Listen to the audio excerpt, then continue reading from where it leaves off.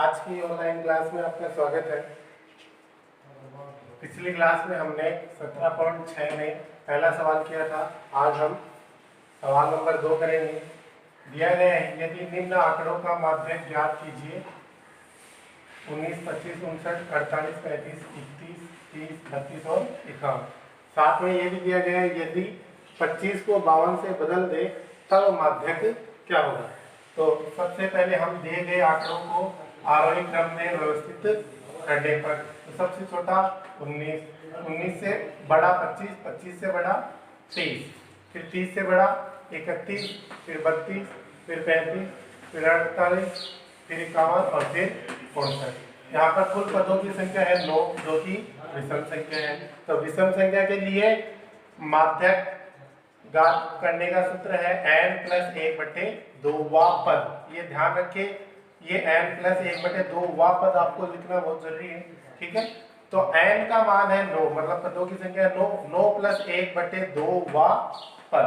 m बराबर 9 में 1 जोड़ा 10/2वां पद, और 10 में 2 का भाग दिया 5वां पद, और 5वां पद है x5, और x5 का मान है यहाँ पर 32। तो हमारा माध्यक आ गया 32। अब इसी सवाल में कहा गया है, यदि 25 को 52 से बदल दिया जाए तब माध्यक क्या होगा। तो हमने 25 की जगह लिख दिया 52, तो 25 की जगह अब 19, 19 के बाद सीधा 30, फिर 31, फिर 32, फिर 35, 48, 51 और ये 52 और फिर 59।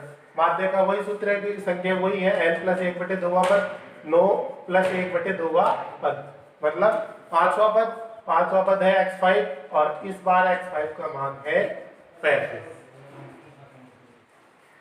अब प्रश्न नंबर 3 करते हैं। एक कक्षा के विद्यार्थियों के प्राप्तांक निम्न सारणी अनुसार दिए गए हैं, माध्यक ज्ञात कीजिए। अब तक जो हम माध्यक ज्ञात कर रहे थे वो श्रृंखला में कर रहे थे, अब हमें सारणी के रूप में दिए गए हैं। तो इसका माध्यक कैसे ज्ञात करते हैं। सबसे पहले हमारे पास प्राप्तांक की सारणी है, उसके बाद विद्यार्थियों की संख्या। तो प्राप्तांक को हम xi मानते हैं, तो सारे मान उतारेंगे 15, 20, 25, 30, 35, 40, 45, 50। उसके बाद विद्यार्थियों की संख्या हमारे लिए 12 आता है, इसलिए ये fi का मान 2, 8, 16, 26, 20, 16, 7 और 4।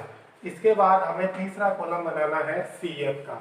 CF मतलब संचयी बारंबारता। अब ये निकालते कैसे है वो देखेंगे। संचयी बारंबारता में पहला पद fi से सेम लेते हैं, यहाँ पर 2 है तो यहाँ पर भी लिखेंगे 2। उसके बाद संचयी बारंबारता का अगला पद, इस पद को अगले fi में जोड़कर निकालते हैं। तो 2 को 8 में जोड़ते हैं, तो इसके सामने लिख देंगे 2 और 8 10।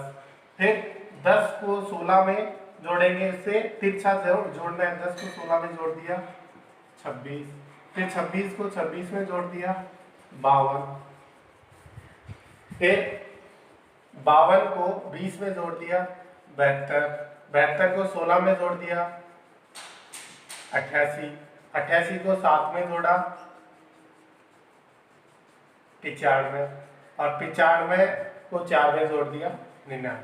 तो आपको इस तरीके से जोड़ना है, पहला पद सेम होगा और फिर उसको तिरछा जोड़ना है। 2 को 8 में जोड़ दिया, इसके सामने 10 लिखा, 10 को 16 में जोड़ा 26, इसके सामने लिख दिया, ऐसे जोड़ना, ठीक है। और उसके बाद हमें n का मान ज्ञात करना है। तो यहाँ पर n का मान जो संचयी बारंबारता का मान होता है अंतिम, वही मान होता है, क्योंकि ये इनका योग ही है। तो यहाँ पर n का मान आ गया 99, ठीक है। उसके बाद हमें यहाँ पर n/2 निकालना है। n/2 मतलब 99/2।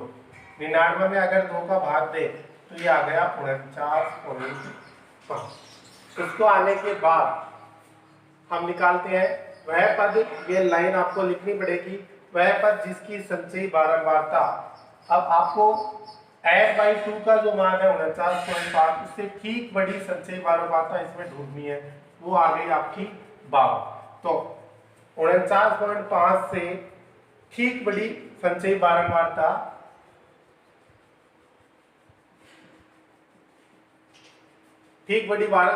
बारंबारता है 52, तो यहाँ पर लिखेंगे 52, और 52 के सामने जो xi का मान है वो है 30।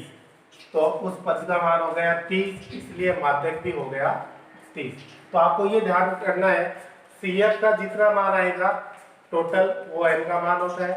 n का आपको आधा निकालना है n/2, और n/2 का जितना भी मान आए उससे ठीक बड़ा, तो 49.5 से ठीक बड़ी संचयी बारंबारता है 52, और 52 के सामने जो xi का मान है वो है 30, इसलिए जो माध्य का मान भी हो जाएगा 30।